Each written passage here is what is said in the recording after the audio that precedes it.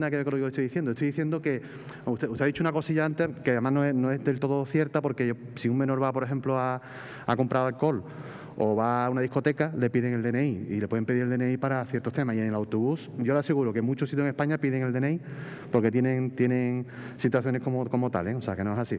Por tanto, yo admito lo que es la enmienda, si le parece, como adición, pero no como sustitución, ¿vale? Como quiera. Es que yo creo que son cosas distintas, porque yo lo que estoy planteando es que para incentivar el uso del autobús tenemos que hacer que sea todo muy sencillo.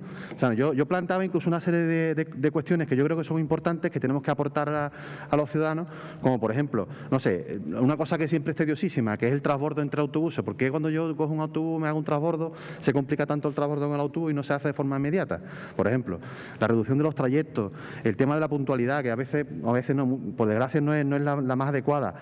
La información de los usuarios no es buena tampoco, ¿vale? Entonces hay una serie de cosas que tenemos que hacer para que realmente los usuarios tengan muy sencillo. Entonces lo que nosotros planteamos aquí es que los menores, en este caso me refiero a los que tienen enseñanza obligatoria, que tengan la posibilidad simplemente de llegar, montarse en el autobús, que nos fiemos de ellos y que si realmente hay uno que es muy... A mí me pasó con un sobrino mío, que el tío era menor, pero es muy grande, y el hombre le pidió la identificación cuando entró. O sea, que me refiero que no pasa nada. ¿Sabe? Que al final lo que estamos intentando es que tenemos que incentivar que los menores de forma rápida, todo el mundo sabemos cómo van, que van corriendo, que llegan tarde, entonces que tengan facilidad para hacerlo. Entonces, como digo, la enmienda como adición está bien, pero es que nosotros pedimos ir un poco más allá. Todo mucho más sencillo, mucho más fácil, que seamos capaces de, como digo, es que yo creo que el reto está en que el autobús urbano realmente sea agradable cogerlo, que no sea de verdad que es complicado, que yo lo he hecho y lo he utilizado y a veces es complicado. ¿Por qué? Porque se reduce en líneas. Muchas veces las líneas no son las... Ahora, por ejemplo, todavía no tenemos todas las líneas activas.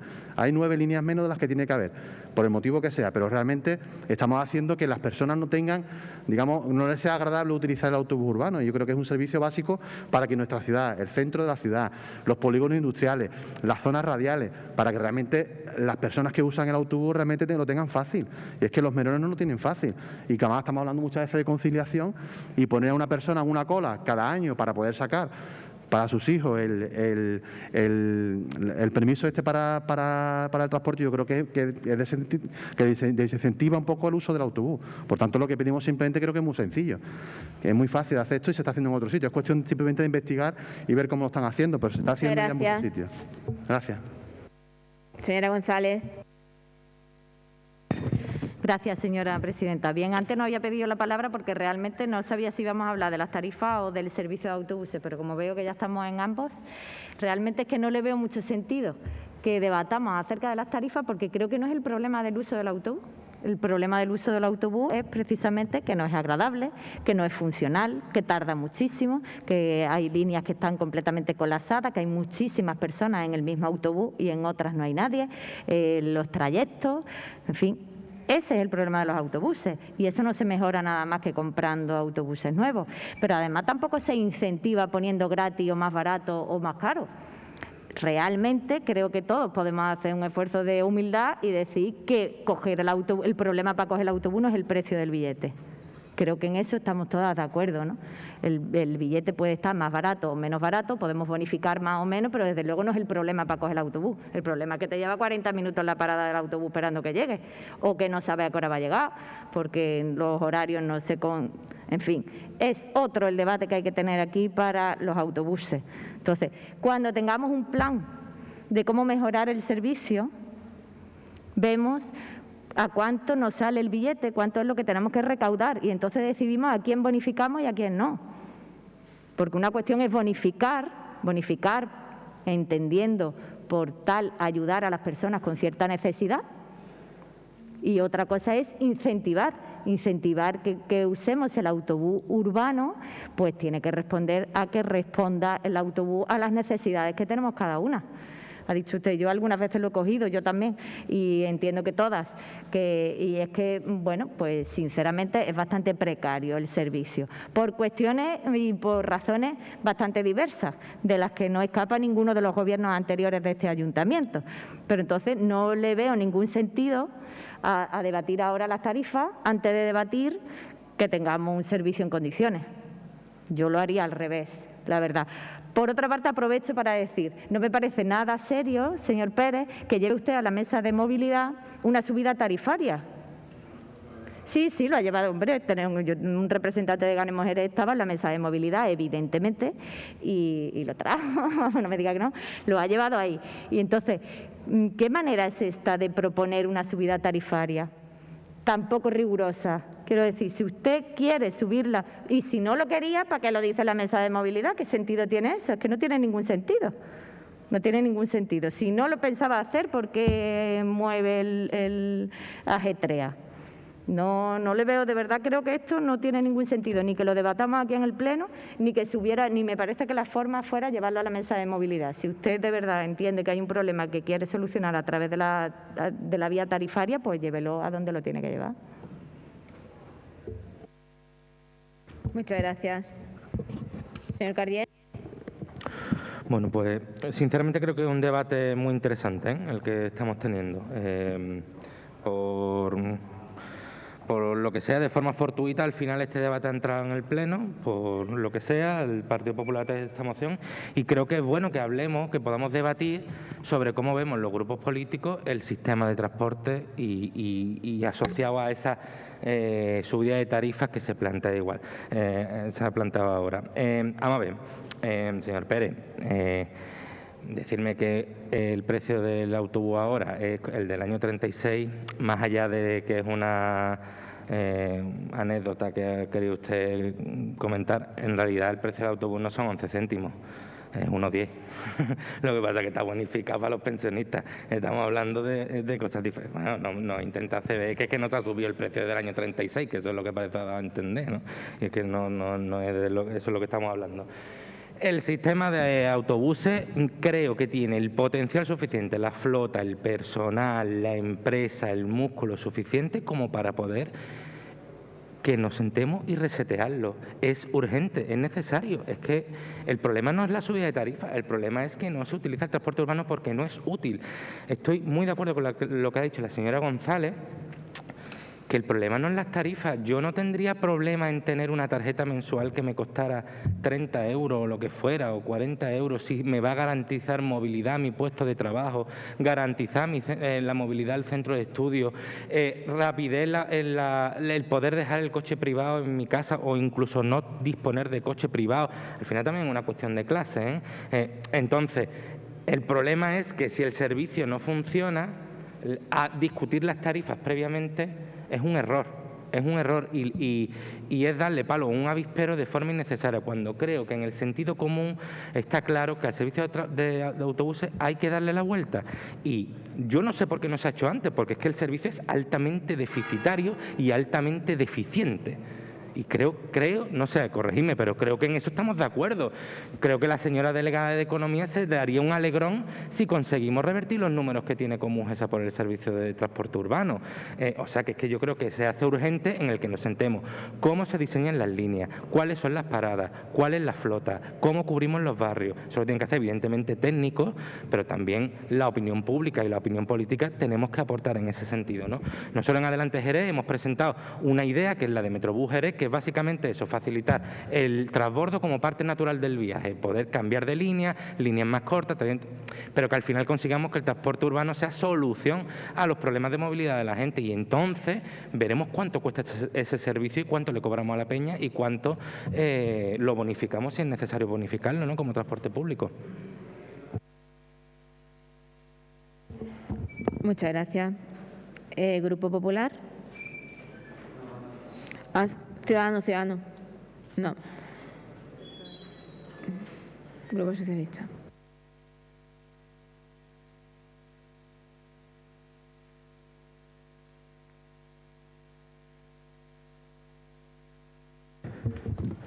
Bueno, estamos todos de acuerdo que el servicio de autobuses tiene que mejorar.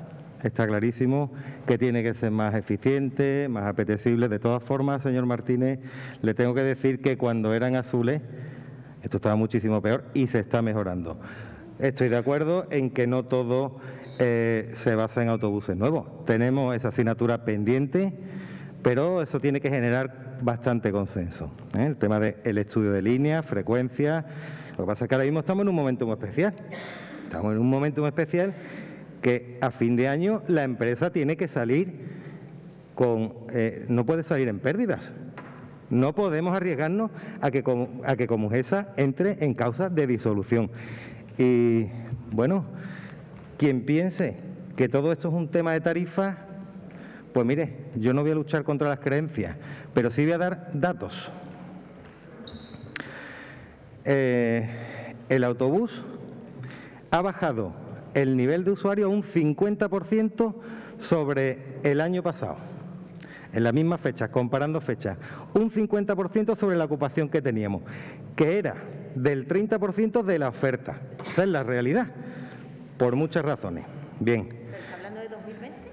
De este año. Ahora estamos al 50% del 30% que teníamos el año pasado. Esto es... Pero déjame que termine. No, hablo de ahora, en estas fechas. Esa es la ocupación de ahora. Es más, el día 22 fue el día sin coche, autobús gratuito. Bueno, pues si eso iba a suponer un incremento, si el tema era el billetaje, pues no son las tarifas tampoco, porque no llegó al 50% sobre el último día laborable que se hizo el autobús gratuito. Luego, no estamos hablando de un tema de tarifa. Y señora González, le voy a decir una cosa. Si el trabajo que hace un grupo de trabajo dedicado a la estabilización tarifaria no es para llevarlo al órgano que se lo encarga, usted me dirá dónde lo llevo. Pero vamos, es que me parece de sentido común. ¿Que puede generar debate o que salgan los señores del PP alarmando por 9 céntimos? Bueno, pues será un precio que hay que pagar. Pero yo creo que hay que llevarlo de donde se origina. Eso no es un pleno, eso es un órgano participativo. Y además les tengo que decir que las asociaciones, y eso se lo habrán comentado ustedes, las asociaciones lo veían de acuerdo, estaban de acuerdo. Algo hay que hacer con Comujesa, algo hay que hacer. Entonces, es un tema que tenemos que ir estudiando. La actualización de líneas, por supuesto. Pero primero, es no terminar con pérdida y salvar a la empresa. Y tenemos que ser todos responsables, ¿eh?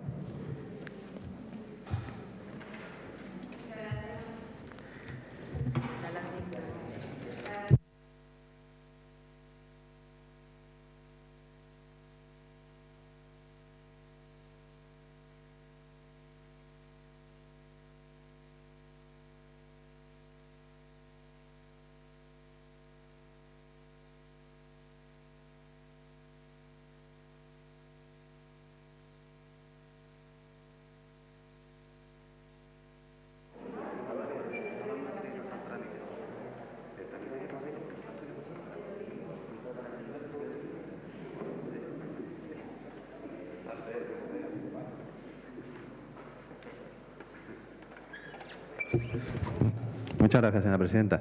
Bueno, ya realmente el objetivo no era hablar un poco del tema del precio, pero todo el mundo sabemos que el precio a veces, una cosa es caro o barata dependiendo de lo que te dan a cambio, ¿no?, de lo que tú estás haciendo. Y si el problema es que tú subes el precio y estamos todo el mundo de acuerdo que la prestación es deficitaria, que las personas están desincentivadas para utilizar el autobús, entonces claro, si usted sube el precio sin dar nada a cambio, es complicado el tema. Por tanto, está haciendo que ese déficit de pasajeros sea mayor todavía, porque va a haber gente que no va a querer coger el autobús, ¿no?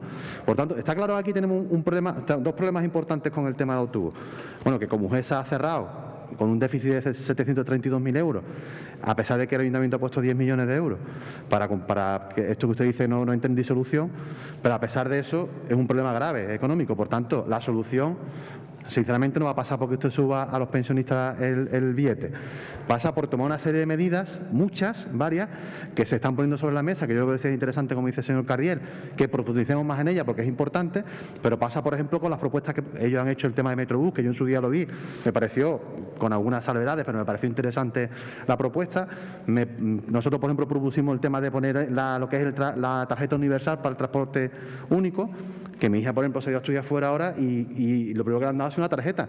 Ella va con una tarjeta y pilla el tren, pilla el metro, pilla el autobús, y es muy fácil, muy sencillo, es más barato, y tú lo que haces, en vez de tener que sacar billete día a día, con tu tarjeta tienes todo el mes con la tarjeta. O sea que estamos hablando de que realmente es poner de forma sencilla el acceso al servicio.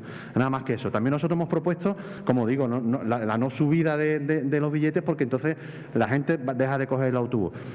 eliminación de burocracia innecesaria. O sea, no es una cuestión ya muchas veces económica. O sea, el digitalizar un servicio no tienes que gastarte una fortuna.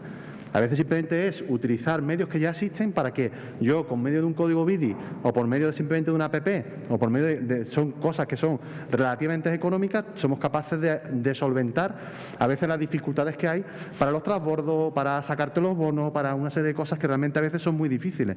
Por tanto, es mucho más sencillo si digitalizamos ciertos servicios. Yo sé que no podemos hacerlo en plan de montar todos los MUPI, pero por lo menos algo, para que sea muy sencillo el tema de utilizar un poco el acceso al autobús de forma sencilla y fácil, sobre todo también para las personas mayores, que lo tengan muy sencillo, que tengan muy claro cuáles son los trayectos, cuáles son los transbordos, que tengan claro qué tienen que hacer. Ahora mismo tienen la mayoría un lío tremendo. Como digo, se han eliminado 9 líneas, no saben muchas veces a dónde acogerse.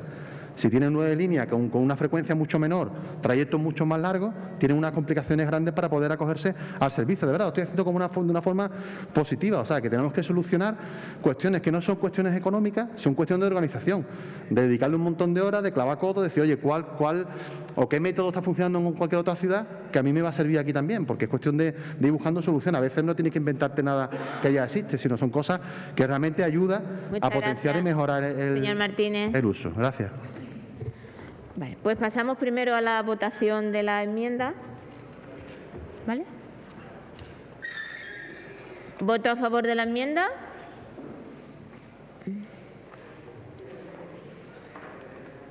¿En contra? Vale. Pues queda aprobada. Pasamos al punto número 23. ¿Qué? Proposición del Grupo Municipal Popular relativa a la agilización de los trámites para la resolución del ingreso mínimo vital. ¿Quién tiene la palabra? Señora Marín.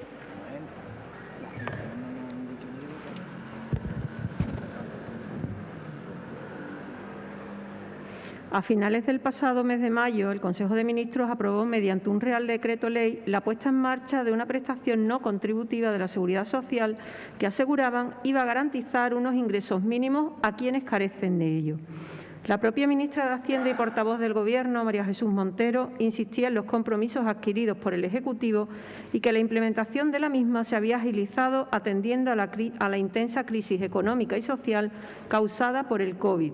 Y afirmaba con rotundidad: somos muy conscientes de que la bolsa de pobreza que teníamos identificada antes de la pandemia se añaden ahora las nuevas dificultades por las que están atravesando miles de familias.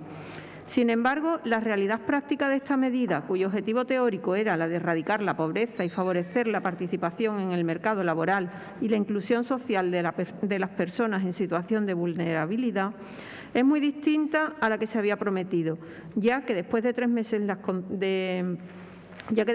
meses la concesión de las ayudas está estancada y muchas de las 850.000 familias que se preveían iban a verse beneficiadas no saben nada de esta ayuda y cuando consultan su expediente sigue apareciendo que está en estudio. El Ministerio de Seguridad Social, responsable de la tramitación de la ayuda, ha encargado a la empresa Transatec la gestión de los trámites de solicitudes con cierta polémica, después de haberse reconocido la denuncia de trabajadores por haber recibido la orden de retrasar los expedientes, incluso los que estaban correctos. En palabras del propio ministro del ramo, el señor José Luis Escrivá, hace apenas unos días se conocía que más de 750.000 solicitudes están aún pendientes de resolver y se han colapsado las oficinas de la Seguridad Social por la falta de previsión y de medios para resolver los expedientes. La realidad es que apenas un 1% de las posibles familias beneficiarias han recibido los ingresos prometidos y muchas de las solicitudes realizadas en los primeros días han caducado o están pendientes de caducar, lo que ha obligado al Gobierno a realizar reformas exprés para tapar los retrasos y evitar que caduquen los expedientes, lo que no deja de ser una medida más de maquillaje que no resuelve el verdadero problema de la falta de ingresos de las familias. Desde el Grupo Municipal Popular hemos atendido a muchas familias a tramitar esta ayuda y nos consta que otras organizaciones han hecho lo mismo, movilizando recursos y voluntarios para ayudar a las familias jerezanas que más lo necesitaban en momentos complicados. A pesar de que se vendió por el Gobierno del PSOE esta medida a bombo y platillo argumentando que se adelantaba para paliar los efectos económicos de la pandemia, la realidad es que es un nuevo fiasco de Pedro Sánchez, más preocupado en los titulares que en resolver los problemas reales de la gente. Por todo ello, el Grupo Popular presenta la siguiente proposición: instar al Gobierno central, formado por PSOE y Podemos, a que de forma urgente agilice los trámites para la resolución de los expedientes de ingreso mínimo vital de las familias jerezanas que lo han solicitado y puedan empezar a recibir con carácter retroactivo desde la solicitud los ingresos que le correspondan para poder vivir en condiciones dignas.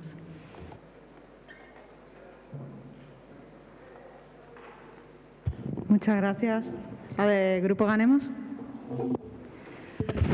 Uy, perdón. Bien, simplemente nosotras vamos a apoyar esta propuesta. Nos parece interesante y muy necesario que se agilicen estos trámites cuanto antes.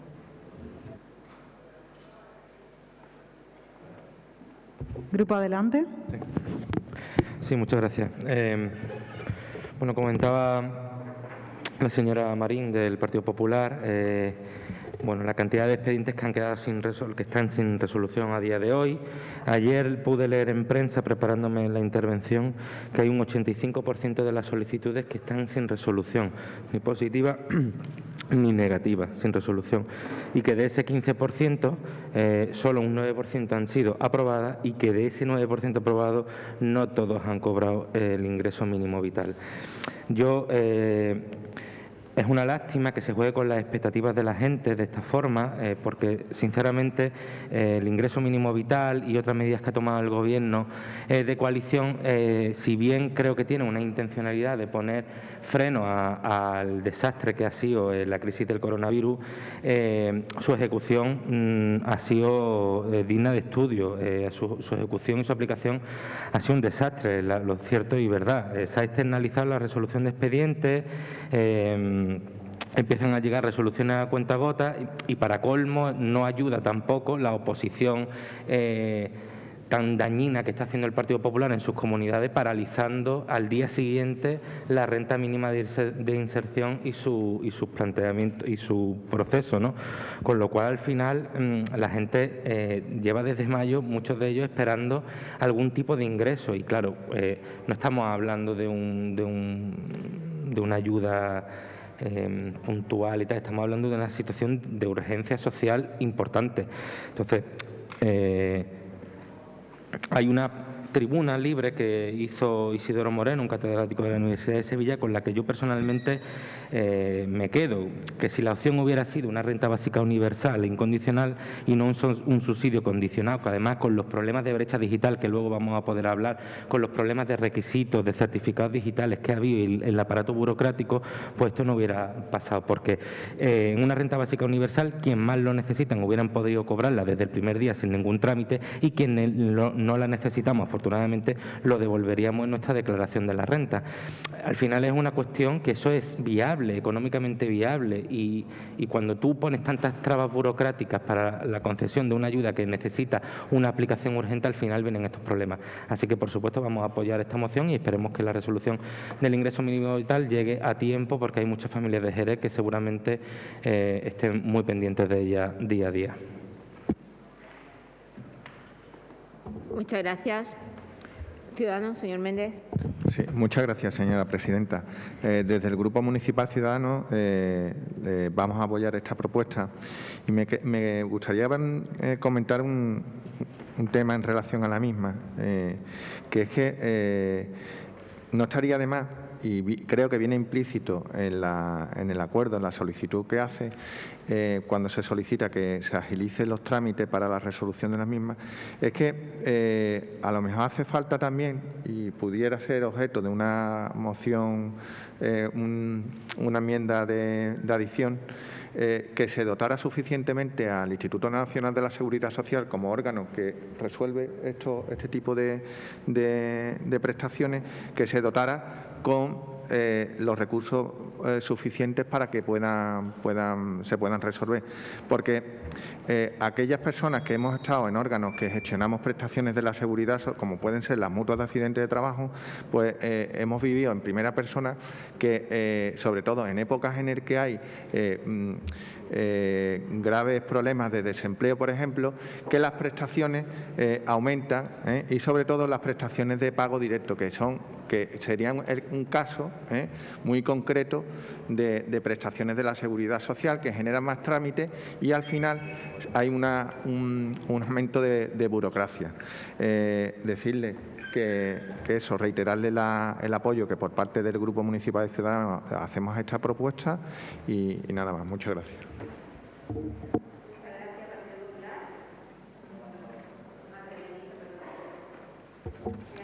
Sí, gracias, señora presidenta.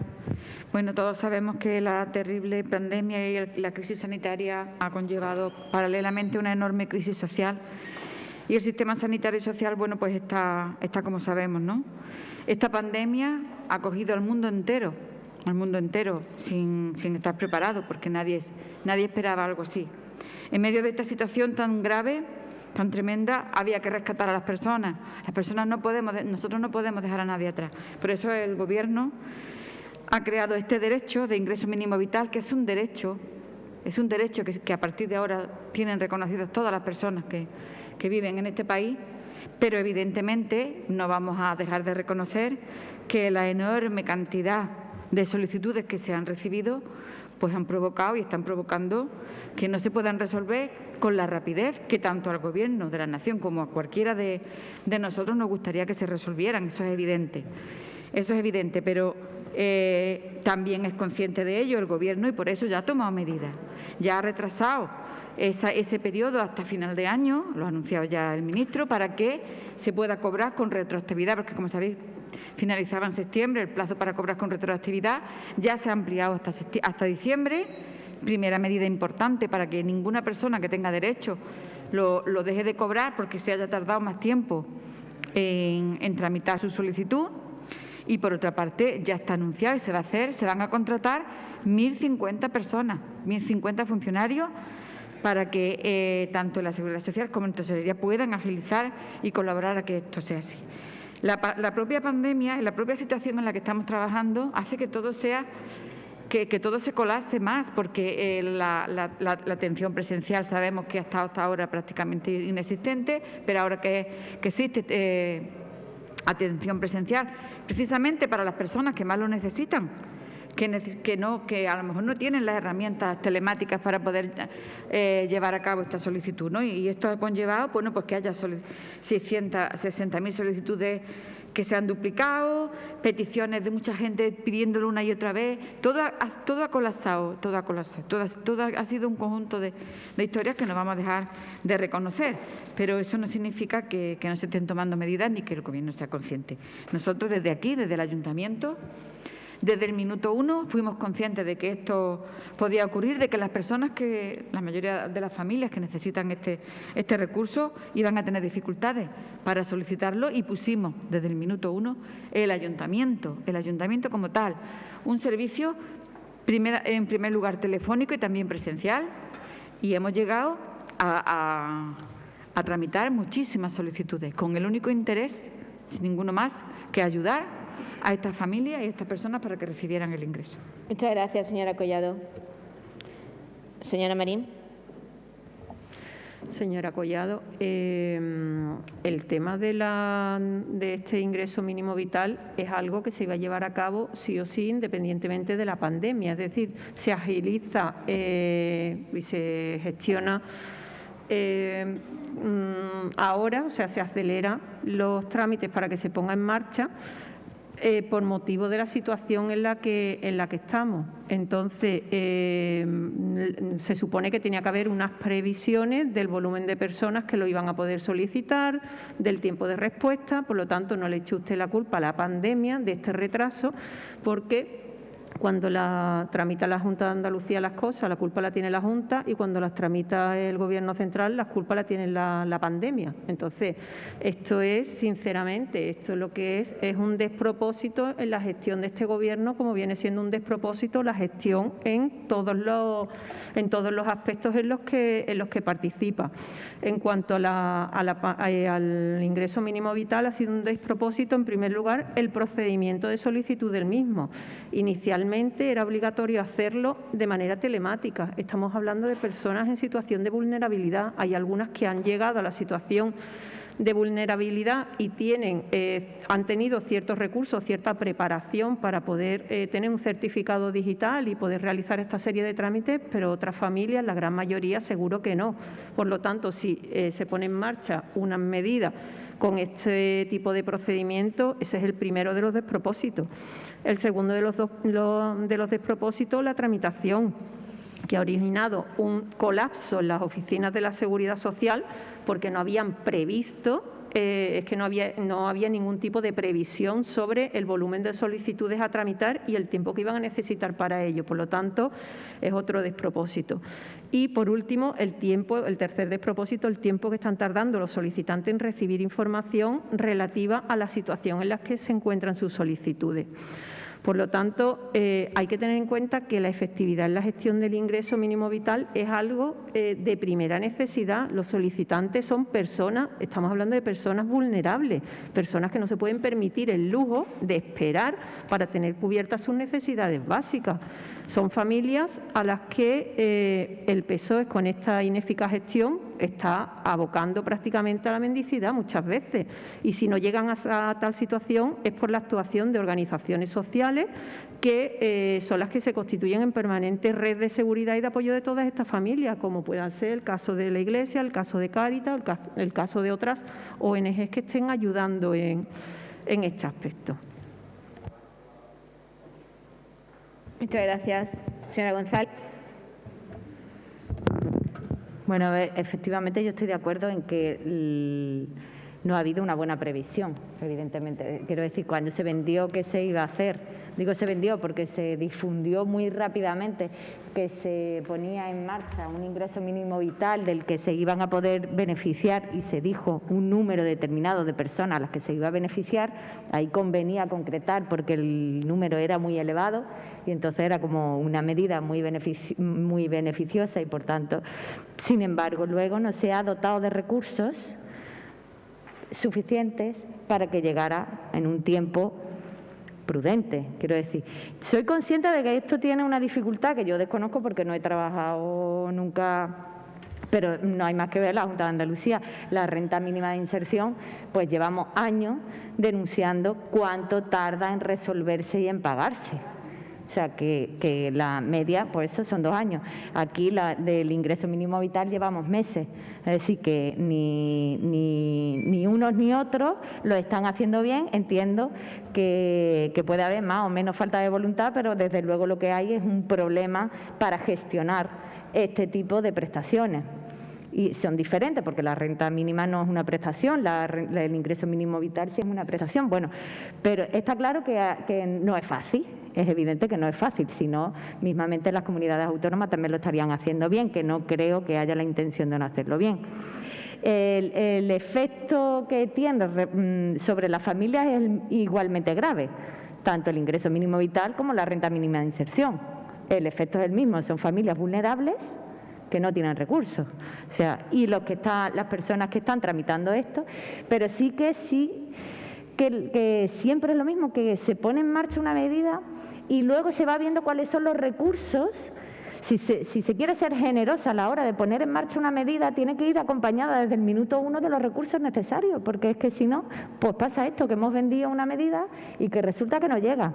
Y bueno, pues es muy decepcionante, sobre todo para las personas que quieren apoyar que haya un gobierno que ponga en marcha este tipo de medidas, que no llegue, evidentemente, es una decepción enorme. Entonces, sí que es verdad que ahora se han tomado algunas medidas para ir mejorando esto, pero que también se ha tardado en tomar estas medidas para mejorar. Y es como, bueno, venga, ¿os ponéis las pilas o qué? Porque esto, no sé, es urgente y necesario, y evidentemente la pandemia hace que se haya acelerado tanto, que se haya acelerado antes. Entonces, acelerar las cosas conlleva que la previsión haya sido seguramente más fallida, pero desde luego lo que no hay son los recursos. O sea, la seguridad social está colapsada y eso ahora ve que lo descolapsa.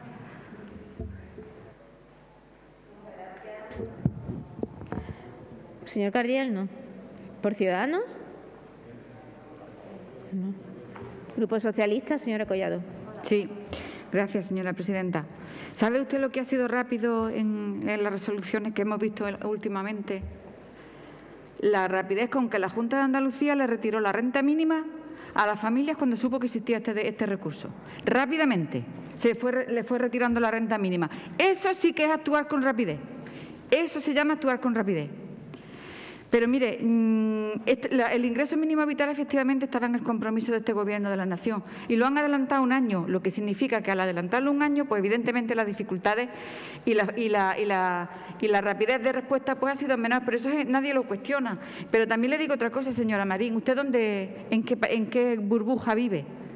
¿En qué burbuja vive? Porque resulta que cuando se diseñó este ingreso mínimo vital antes de la pandemia, podría haber perfectamente un porcentaje muchísimo menor, pero que muchísimo menor de familias que necesitaran este recurso o este derecho, porque resulta que en estos momentos, y sobre todo en el estado de alarma, cuando estamos hablando y nos vamos al mes de junio, había muchísimas familias que no eran ni de lejos vulnerables, pero que se quedaron de pronto sin trabajo, esperando que les llegara el ERTE o esperando que alguien le socorriera. Los ayuntamientos, este ayuntamiento estaba ahí cercano y sabemos muy bien cómo se han multiplicado esas familias que de pronto se han quedado sin nada, señora Marín, sin nada. ¿No entiende usted que al quedarse esas familias que antes no lo eran, vulnerables, de pronto, por el tema de la pandemia? ¿Cómo que no tiene la culpa la pandemia? ¿Pero usted en qué burbuja vive? Pues claro que sí, pues claro que sí. Claro que sí, pero si lo estamos viendo en todo. Esto está colapsando todo, está claro. Si lo reconocen los consejeros de la Junta. Antes lo hemos visto en salud, el consejero reconoce que se está colapsado el sistema sanitario, que está colapsado, está todo colapsado. Lo que tenemos es que trabajar juntos y nosotros no vamos a votar en contra de esta iniciativa, por supuesto que no, porque estamos de acuerdo en que hay que agilizar los trámites, pero nos parece tremendamente oportunista y demagógica. Porque como no lo han hecho ustedes y lo ha hecho el Gobierno de la Nación, que es un gobierno de izquierda y progresista, pues hay que ponerle pega. Pero la renta mínima, insisto, rápidamente la retiraron. Ojalá no hubieran actuado así. Ojalá. Muchas gracias. Muchas gracias. Señora Marín. Bueno, gracias, señora presidenta. Señora Collado, yo es que creo que usted no se entera realmente, ¿vale? Nosotros estamos en una pandemia, evidentemente hay muchas personas que por la situación que estamos atravesando han perdido sus trabajos y han caído en situación de vulnerabilidad. Vamos, que eso no hace falta hacer ningún máster ni nada para entenderlo, vamos, es que yo no entiendo lo que me está contando realmente. Y después me dice que yo en qué burbuja vivo. Yo vivo en el mundo real. Usted a lo mejor vive en la burbuja del ayuntamiento, pero yo vivo en la del mundo real. Yo tengo mi trabajo, yo trabajo también aquí con mi grupo, por lo tanto es que no sé lo que me está contando ni sé realmente lo que me está diciendo. Bien, para finalizar esta intervención, agradecer a los grupos su apoyo. Y, por último, bueno, pues remarcar la importancia que tiene que se agilice este trámite, porque la falta de eficacia en la gestión de este ingreso mínimo vital está generando una serie de costes tanto a los solicitantes de los mismos como al conjunto de la sociedad y como a la economía. Por un lado, está generando unos costes de oportunidad a los que lo solicitan, ya que se están perdiendo mucho tiempo y recursos en la tramitación de esta ayuda.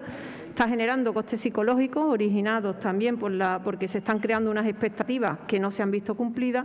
Y, por último, se están generando también costes económicos porque recordemos que el ingreso mínimo vital es un estabilizador automático y, como tal, pues si esta prestación estuviese siendo percibida por las familias vulnerables, estaría evitando que el consumo cayese en una medida, en una cuantía superior y, por lo tanto, se permitiría que la producción y el empleo pues a su vez no cayesen y se pudieran mantener. Gracias.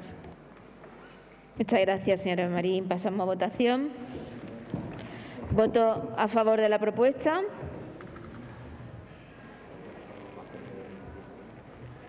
Vale. Queda aprobada por unanimidad. Pasamos al punto número 24, proposición del Partido Popular sobre efecto Policía Nacional.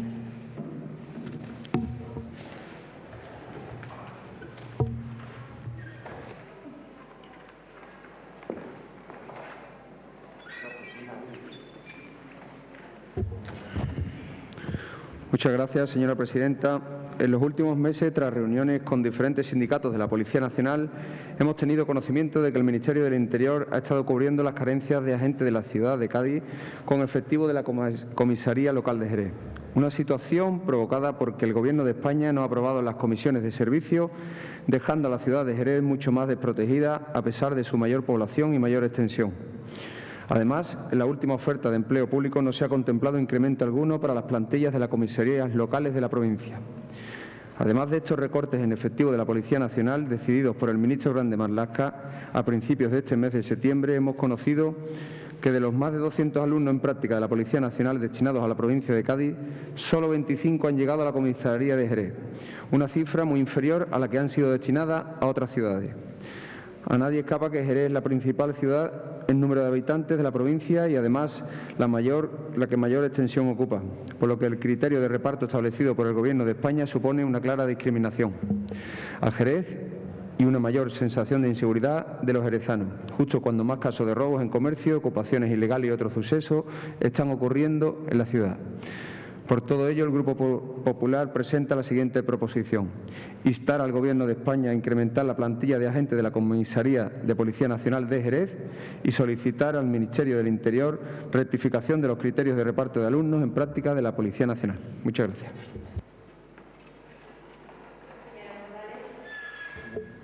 Gracias, señora presidenta. Bien, nosotras en esta ocasión pues no compartimos la propuesta por el hecho de que entendemos que el número de efectivos de Policía Nacional que debe haber en un municipio no responde solo al número de habitantes. Entendemos que tendrá que ver el grado de criminalidad, el tipo de delito que se persigue, cuáles son los recursos que se necesitan para eso. Creo que no es lo mismo estar en Jerez que estar en otros municipios de la provincia de Cádiz. Y no sé, esta manía que tiene el Partido Popular de sentirse discriminado comparándose con otros municipios sin darle un contenido real. Entonces, nosotros realmente, ya sé que ahora me vaya a acusar, como ya ha hecho antes el señor Saldaña, de que yo es que no quiero policías nacionales. Me da igual lo que me quiera usted acusar, igual que antes me ha acusado de que nosotros que defendemos a los mafiosos y a los delincuentes. Bueno, es algo que no se cree nadie, no se lo cree ni usted. Pero vamos, está claro que no es lo mismo necesitar perseguir un delito de entrada de droga por el río, por el mar, que tener que perseguir un tirón de un bolso. Creo que los recursos que necesitan la persecución de un delito y de otro serían diferentes, ¿no? Pues en ese sentido en el que entiendo yo que tenemos que estudiar cuál es la necesidad que hay en Jerez de número de efectivos, independientemente del número de habitantes. Evidentemente, a más número de habitantes es posible que a más número de habitantes haya mayor número de criminalidad, pero no están aquí los datos. Entonces, o hacemos una propuesta rigurosa o nosotros no la vamos a apoyar.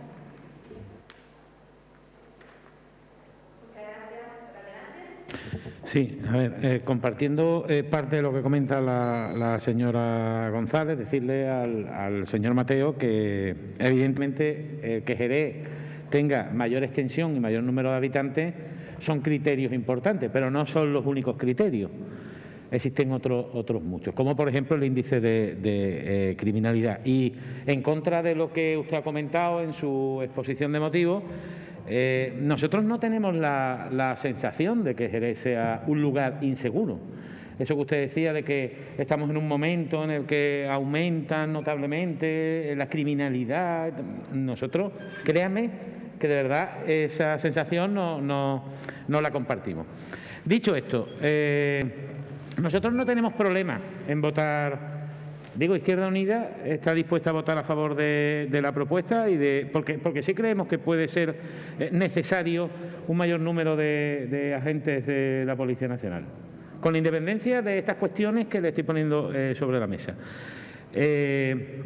Igualmente vamos a votar a favor de la enmienda que presenta el Partido Socialista y que ahora explicará el señor Pérez, en relación a que la Junta de Andalucía también incremente el número de efectivos de la policía autonómica. Pero dejando muy claro eso, de verdad, que sí, que somos el municipio con mayor extensión, con mayor número de habitantes, etcétera, etcétera, pero que no me gustaría que fuera calando ese mensaje de que Jerez es un sitio inseguro, porque creo que nos hace un flaco favor como ciudad y porque creo sinceramente que no es real, no es real. Jerez no es un sitio inseguro. En Jerez pasan cosas, igual que en muchos otros pueblos, y Jerez, pues por la extensión y número de habitantes que tiene, pues es normal que alguna que otra ocurra, y algunas ocurren, desgraciadamente, y seguro que los agentes están trabajando para evitarlo, pero no es un sitio especialmente peligroso. Por eso entiendo que en ese reparto el criterio del índice de criminalidad pues probablemente ha tenido un peso por encima de la extensión o el número de habitantes.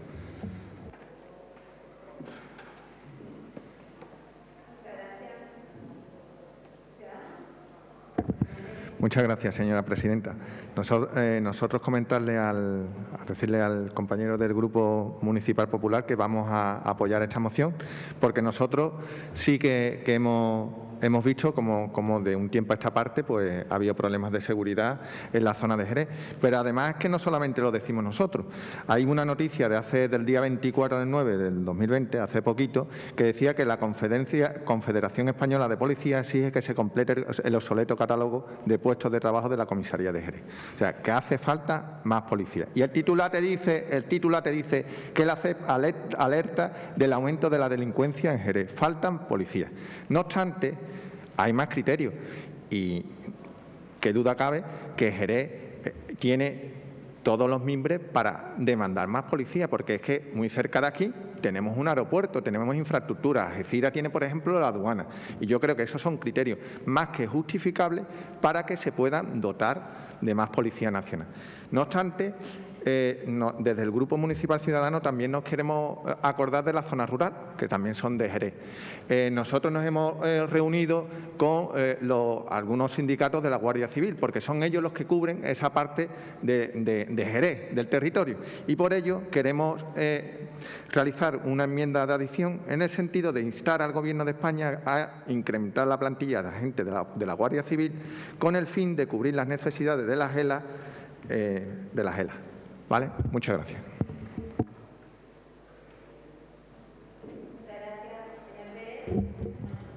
Gracias, señora presidenta. Señor Mateo, le anuncio que vamos a apoyar esa propuesta. También vamos a apoyar la que presenta Ciudadanos, ¿vale? Esa de adición. Nosotros presentamos una adición que ahora voy a comentar. Pero esa exposición de motivos que usted nos ha expuesto, pues no la puedo compartir de ninguna de las maneras, porque no la avalan los datos. Los datos no avalan un incremento de la delincuencia ni de la criminalidad en Jerez. Es que es más bien lo contrario. En fin, vivimos en unos tiempos que hay que explicar lo evidente, pero hay que tener en cuenta que en el campo de Gibraltar hay ahora mismo una guerra sin cuartel contra el narcotráfico. Tenemos que tenerlo en cuenta. No miremos solo nuestro ombligo, que también nos afecta el trabajo que hace allí policía. De todas formas, ni usted ni yo estábamos, señor Mateo, en julio del 17 aquí, pero le puede consultar a sus compañeros, porque hubo una propuesta del Grupo Socialista cuando vinieron 8 agentes en práctica a Jerez, 8, y se le preguntó pues por lo mismo. Y entérese usted de qué respuesta dio el señor Durá, que era el que en su caso dio la réplica.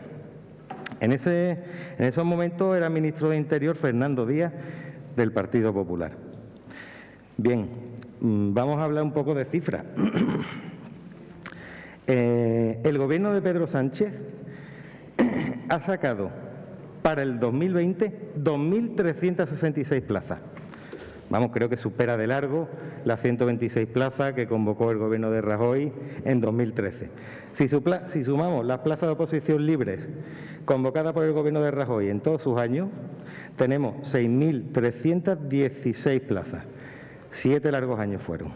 En los que lleva Pedro Sánchez en el gobierno y Fernando Grande Marlaska en el Ministerio de Interior, se han convocado ya 6.218. No sé dónde ven ustedes el recorte, sinceramente.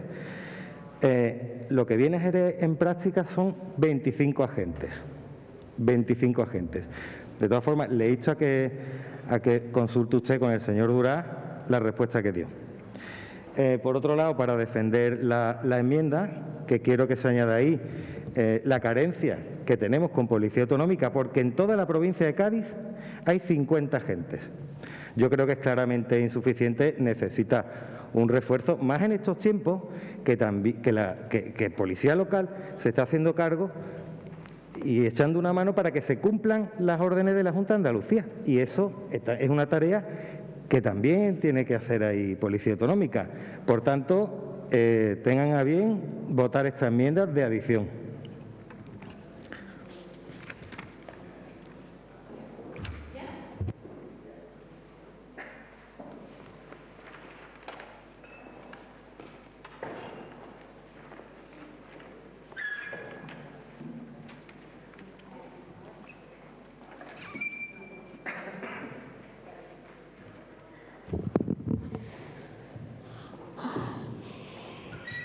Señor Mateo, tiene la palabra. Muchas gracias, señora presidenta. Al contrario que vosotros, y agradezco vuestro apoyo, desde el Partido Popular estamos en total desacuerdo con la cantidad de efectivos de la Policía Nacional de Jerez, porque ¿dónde está la comisaría del centro que prometieron vosotros?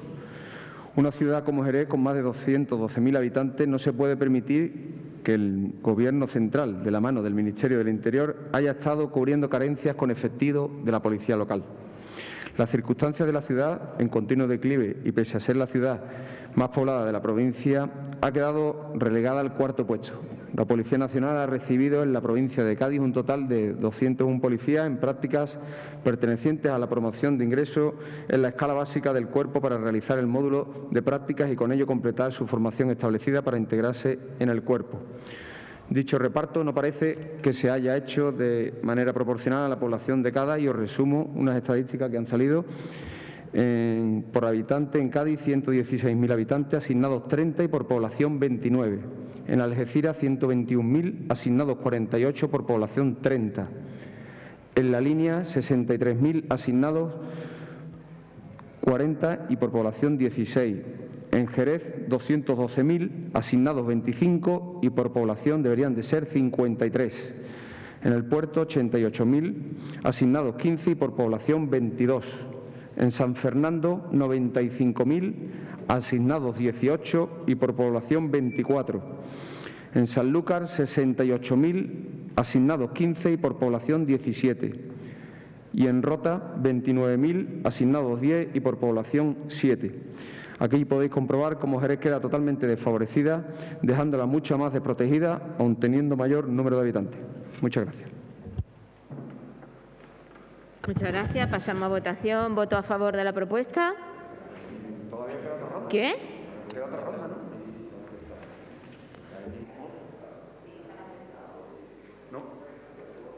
Se han aceptado la enmienda y, por tanto, se mete la enmienda con la proposición, todos juntos, solo hay una votación.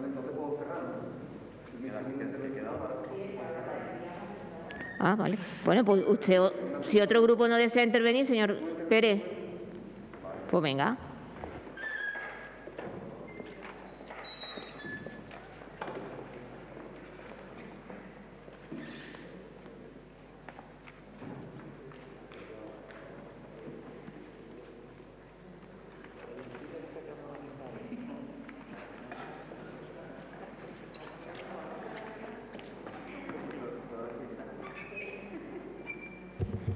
Gracias, señora presidenta. Bueno, usted ha sacado los datos, los ha puesto encima de la mesa. Obviamente, se deduce que el criterio no es por población. Es una obviedad, pero bueno, hay que explicarlo. Lo ha explicado la señora González, lo ha explicado también el señor Ruiz Verdejo y yo me sumo también a explicarlo un poquito más. La criminalidad es un factor importante.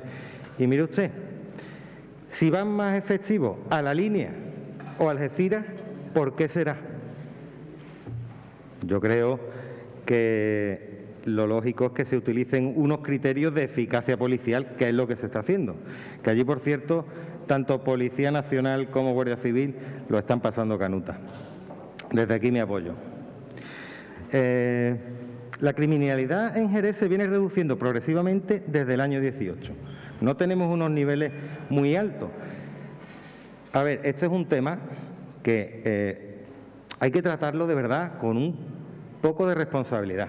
No podemos estar lanzando una idea sin apoyarse en datos. No podemos estar lanzando la idea de que en Jerez la criminalidad está subiendo porque hay 4 hechos que han tenido un poco más de repercusión y entran dentro de la casuística normal de una ciudad de tantos habitantes, pero si lo enmarcamos en cifras, mire usted, no está subiendo la criminalidad.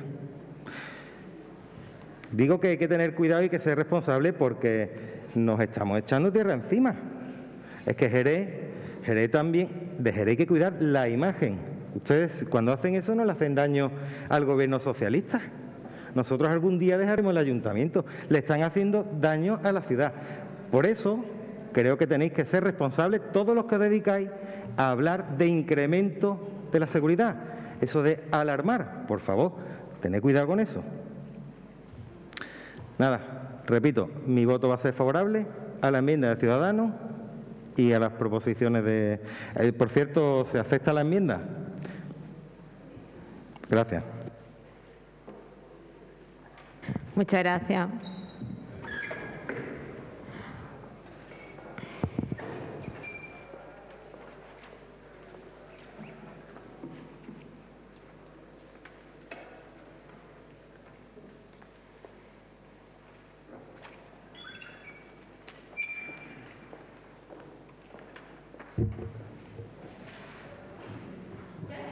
Muchas gracias, señora presidenta.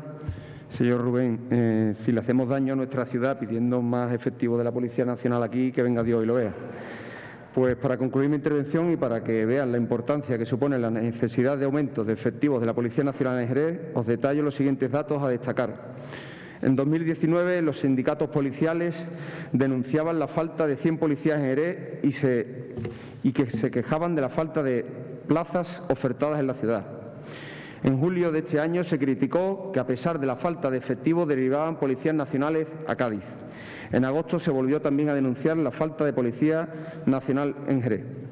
Y este mes se ha denunciado, y por eso la moción que se presenta, el reparto de policías en práctica en el que no se ha tenido en cuenta las necesidades de Jerez, sus dimensiones y la delincuencia creciente en la ciudad.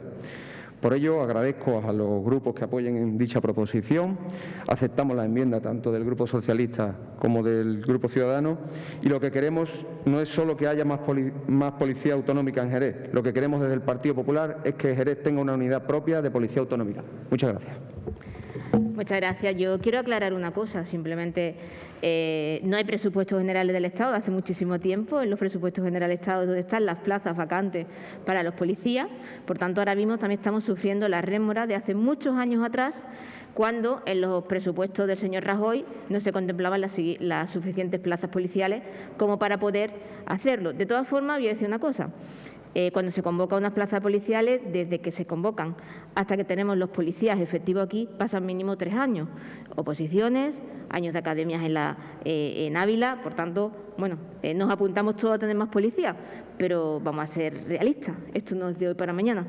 A partir de que se tenga presupuesto, se puedan convocar plazas de presupuesto, esos presupuestos en 3 años se podrán ver los efectivos. Y yo aquí, como hicimos en una de las últimas mesas de seguridad, solidarizarnos y dar el apoyo a todos esos policías, guardias civiles que están en el campo de Gibraltar. Siempre la línea de Algeciras, siempre, con todos los gobiernos, han tenido más efectivos que Jerez. Y es porque allí hay otro tipo de delincuencia, que ojalá nunca la tengamos en esta ciudad, pero que desde aquí sí queremos transmitirle un apoyo en unos momentos, además, en los que ellos luchan por mantener nuestra seguridad y vemos cómo están siendo atacados por las propias mafias de delincuentes. Por tanto, si os sumáis todos a ellos, desde el Ayuntamiento de Jerez, desde el Pleno, le damos ese apoyo a estos policías y guardias civiles que están trabajando en esa línea de batalla, a las aduanas también, a los conductores de aduanas y a todas las tripulaciones que están luchando contra esa mafia. Y ojalá haya unos presupuestos pronto que pueda hacer que a partir de esos presupuestos en 3 años puedan venir efectivos nuevos, no a Jerez, sino a toda España. Muchas gracias. Pasamos a votación. ¿A favor de la propuesta?